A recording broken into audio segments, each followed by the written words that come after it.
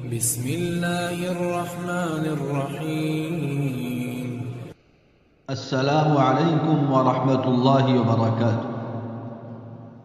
معزز سامعین کرام، اسعدی چینل میں آپ کا استقبال ہے. اسعدکم اللہ فی الدنیا والآخرہ.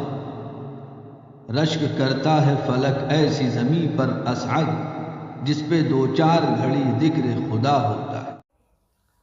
الحمد لولیہ والصلاة والسلام علی نبیہ محمد وآلہ وصحبہ اجمعین، اما بعد. اسعدی کیلنڈر پیش خدمت. 7 ذی القعدہ 1447 ہجری مطابق 25 اپریل 2026 عیسوی بروز سنیچر. آج ہندوستان کے مسلمان ایک دانشمندانہ اور حقیقت پسندانہ دینی قیادت کے محتاج ہیں.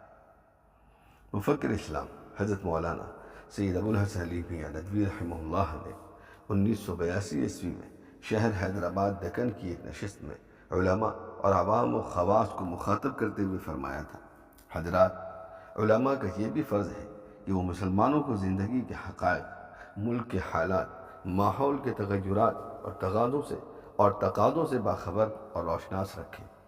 ان کی کوشش رہنی چاہیے کہ مسلم معاشرے کا رابطہ زندگی اور ماحول سے کٹنے نہ پائے، اس لیے کہ اگر دین اور مسلمانوں کا رابطہ زندگی سے کٹ گیا اور وہ خیالی دنیا میں زندگی گزارنے لگے تو پھر دین کی آواز بے اثر ہوگی اور وہ دعوت و اصلاح کا فرض انجام نہیں دے سکیں گے.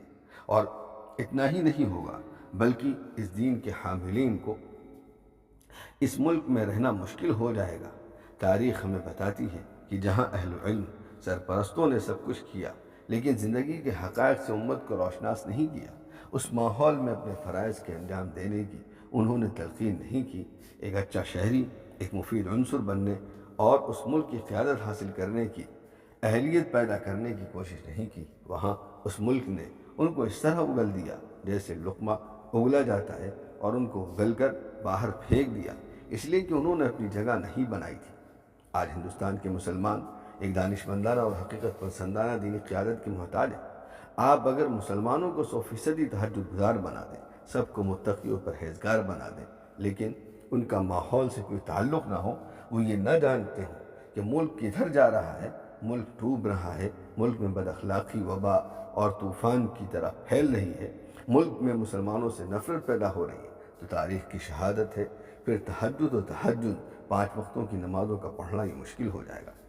اگر آپ نے دینداروں کے لیے اس ماحول میں جگہ نہیں بنائی اور ان کو ملک کا بے لوث مخلص اور شائستہ شہری ثابت نہیں کیا جو ملک کو بے راہ روی سے بچانے کے لیے ہاتھ پاؤں مارتا ہے اور ایک بلند کردار پیش کرتا ہے، تو آپ یاد رکھیے کہ عبادات و نوافل اور دین کی علامتیں اور شاعر تو الگ رہے، وہ وقت بھی آ سکتا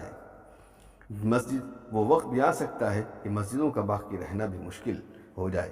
اگر آپ نے مسلمانوں کو اجنبی بنا کر اور ماحول سے کاٹ کر رکھا، زندگی کے حقائق سے ان کی آنکھیں بند رہیں اور ملک میں ہونے والے انقلابات، نئے بننے والے قوانین، عوام کے دل و دماغ پر حکومت کرنے والے رجحانات سے وہ بے خبر رہے، تو پھر قیادت تو الگ رہی جو خیر امت کا فرض منصبی ہے، اپنے وجود کی حفاظت بھی مشکل ہو جائے گی.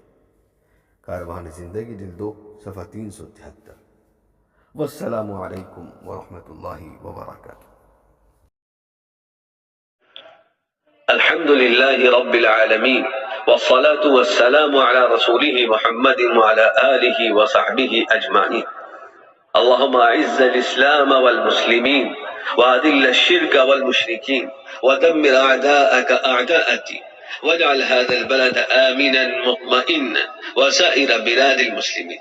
اللهم أصلح أحوال المسلمين في كل مكان.